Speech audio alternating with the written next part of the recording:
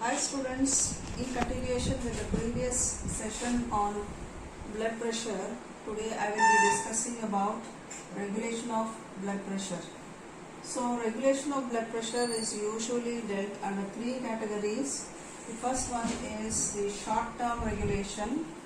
Also it is called as rapid blood pressure control mechanism or nervous regulating mechanism. This is mainly neural mechanism. Second one is the intermediate blood pressure control mechanism, and the third one is the long-term regulation of blood pressure, which is mainly hormonal.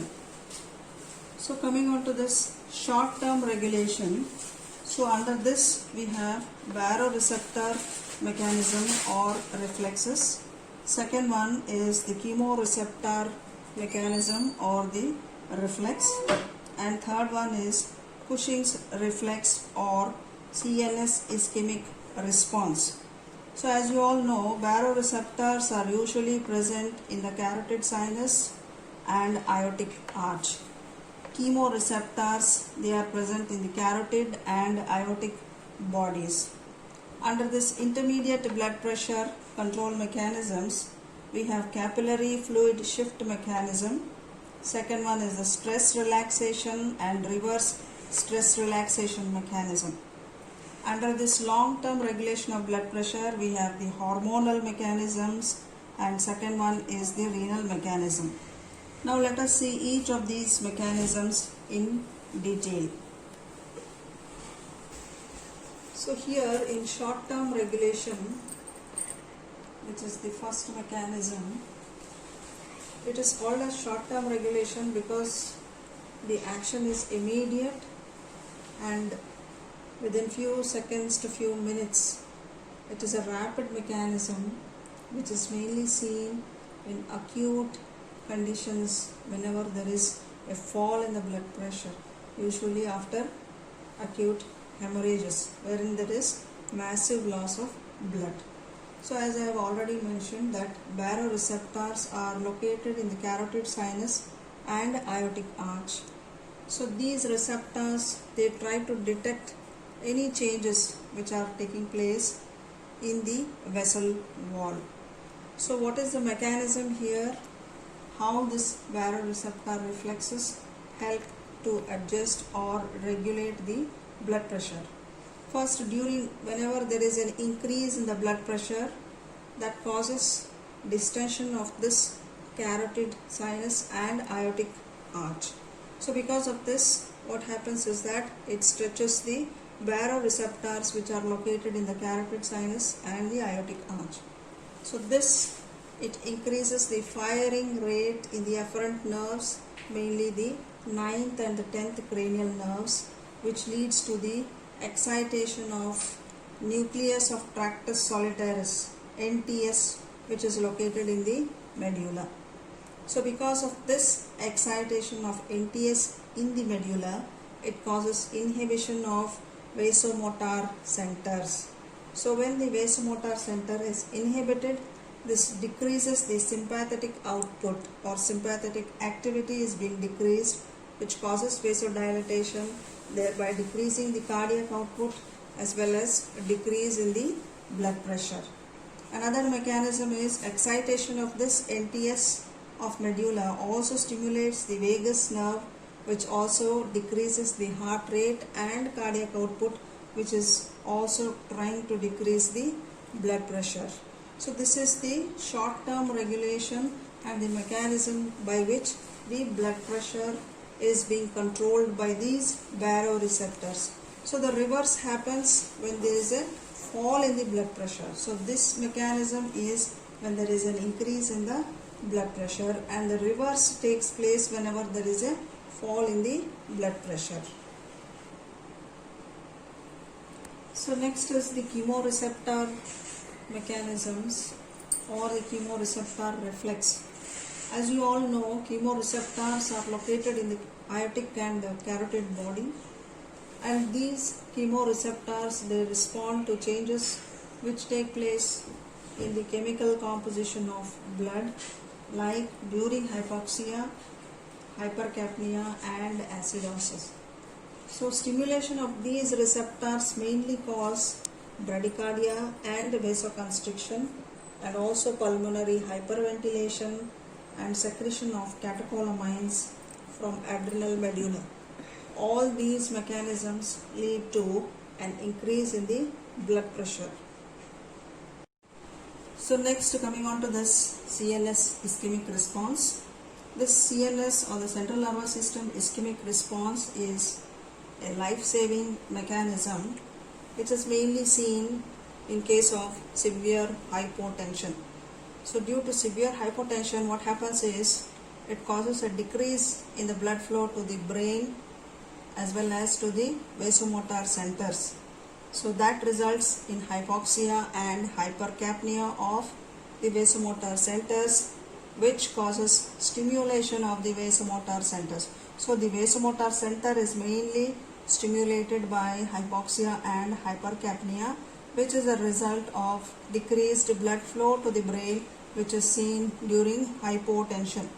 So because of this stimulation of the vasomotor center, it results in intense vasoconstriction, and vasoconstriction leads to increase in the blood pressure, and hence the pressure is restored to normal from hypotension. So here we should also know something about Cushing's reflex. So this Cushing's reflex is mainly seen when there is an increase in the intracranial pressure. So here also increased intracranial pressure causes compression of the blood vessels of the brain, thereby decreasing the blood flow to the brain as well as to the vasomotor centers. So here also the same mechanism comes into play. So here it is because of a decreased blood flow, it results in hypoxia and hypercapnia of the vasomotor centers, and the similar mechanism follows and the blood pressure is maintained. So these are the two responses which one has to remember when we talk about the regulation of the blood pressure. So next is the capillary fluid shift mechanism. So this mechanism comes under our intermediate mechanism. I hope all of you remember the three mechanisms which we have discussed regarding the regulation of blood pressure. So this comes under intermediate mechanism of regulation. So this intermediate mechanism of regulation usually takes a few days to few weeks for adjustment or regulation of the blood pressure. Now coming on to this capillary fluid shift mechanism, this usually is seen whenever there is an increase in the blood pressure, as well as whenever there is a fall in the blood pressure. So what happens when the blood pressure is increased? So in such conditions, the hydrostatic pressure in the capillaries is increased. So as a result of this, it causes a shift of the fluid from the intravascular compartment to the extravascular compartment, thereby causing a decrease in the blood volume, and blood pressure returns to normal. So the blood pressure which has increased comes to normal. Supposing if there is a fall in the blood pressure, here absorption of the fluid takes place, that is a reverse of the above mechanism, and there is an increase in the blood pressure. That is how the capillary fluid shift mechanism tries to regulate the blood pressure whenever there is a fall in the blood pressure or whenever there is an increase in the blood pressure. So next we have to remember this mechanism also, which is called as the stress relaxation mechanism and reverse stress relaxation mechanism. So these mainly operate at the time of stress. So here mainly what happens is that vasodilatation takes place during stress, and this vasodilatation is mainly due to the effect on the vascular smooth muscle, and the blood pressure is decreased. Similarly, reverse stress relaxation mechanism operates when there is a low BP or when there is a fall in the blood pressure because of lack of stress, and this also there will be adjustment of the vascular muscle tone by tightening the blood vessels, or it will try to increase the blood pressure. So these two mechanisms also come under the intermediate mechanism for regulation of blood pressure. So next, coming on to the long-term regulation. So this mechanism usually helps in the maintenance of the blood pressure, and mainly plays an important role in hypertensive patients. So here kidney is the main organ which plays an important role here, and under this we have two mechanisms. One is the direct mechanism and the second one is the indirect mechanism. Under this direct mechanism we mainly have this renal body fluid feedback mechanism. So this is an important mechanism where directly the kidneys are involved here. So it helps in the regulation of body fluid and thereby helps to regulate the blood pressure. Second one is the indirect mechanism. Here the kidneys are being controlled, or the functions of the kidneys are being controlled by hormonal mechanism. So hormonal mechanism is an important factor here which helps in indirect, or which indirectly controls the renals or the kidneys. So here under this we have two hormones. One is aldosterone system and the other one is renin-angiotensin system. So now we will talk about each of these in detail. So here in this direct mechanism, as I have already told you, that kidney plays a major role here. So we have mainly this renal body fluid feedback mechanism. This mainly helps in the control of arterial pressure. So this mechanism here, it is almost similar to that of the capillary shift method which I had discussed previously. Okay.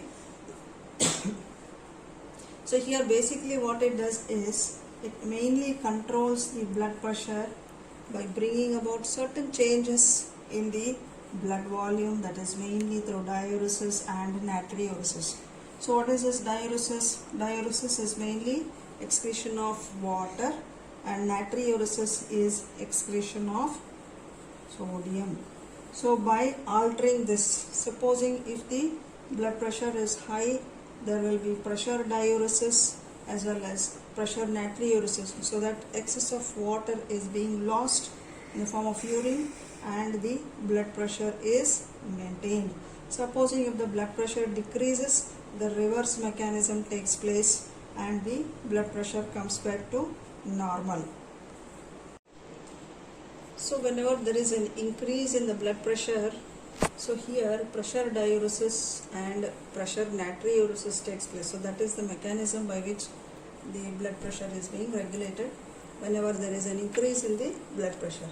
So whenever the blood pressure falls or there is a decrease in the blood pressure, there is a decreased, this is a sequence of events which take place so as to regulate the blood pressure. There is a decrease in the excretion of water and salt by the kidneys. So that causes an increase in the extracellular fluid as well as the blood volume, and that causes an increased venous return to the heart as well as increased cardiac output, which increases the arterial pressure. So this is the mechanism by which the blood pressure is maintained whenever there is a fall in the blood pressure. So that is called as diuresis and natriuresis, which play an important role in the long-term regulation of the blood pressure. Next, coming on to this renin-angiotensin system, which is the hormonal method of long-term regulation of blood pressure. So here what happens is that when there is a fall in the blood pressure, so that releases the renin, that is during the fall in blood pressure, it releases renin from the JG, that is juxtaglomerular cells of the kidneys, and this renin is responsible for conversion of angiotensinogen into angiotensin 1, and angiotensin 1 gets converted into angiotensin 2, and this angiotensin 2 is responsible for vasoconstriction and increase in the blood pressure. That is how the blood pressure is regulated during hypotension. So here you have to remember one term, that is hypotension, and another hypertension. Hypotension is a condition where there is a fall in the blood pressure and hypertension is a condition where there is a increase in the blood pressure.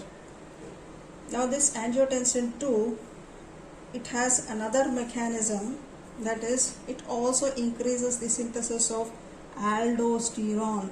So aldosterone also plays an important role in the regulation of blood pressure. This causes an increase in sodium and water reabsorption from the kidney tubules, and that is how it tries to restore the blood pressure whenever there is a fall in the blood pressure. So next here in this long-term regulation we have to discuss about vasopressin and catecholamines. So these two substances also play a role in regulation of blood pressure. So one is vasopressin, which is also called as antidiuretic hormone, which is being released from the posterior pituitary. So this is released whenever there is a fall or a decrease in the extracellular fluid. And what is the mechanism here? It causes water reabsorption. So mainly the main function of ADH is water reabsorption from the kidneys, and it also causes vasoconstriction. So thereby it helps to increase the blood pressure. Similarly catecholamines also. So here mainly we have norepinephrine, which is a potent vasoconstrictor. So this norepinephrine is mainly released by stimulation of the sympathetic fibers which are supplied to the adrenal medulla. So adrenal medulla gets stimulated and releases these catecholamines. So here mainly we have the norepinephrine, which plays an important role, which is a vasoconstrictor which helps to increase the blood pressure. So these are some of the main mechanisms you are supposed to mention when they ask you regarding regulation of blood pressure. So these are some of the methods, and you have to mention about these few points which are important here in the regulation of blood pressure. So this is an important question which you can expect in your practicals as well as in your theory. So this completes the topic on blood pressure. Hope you have understood. If you have any doubts, you can message me. Okay, thank you.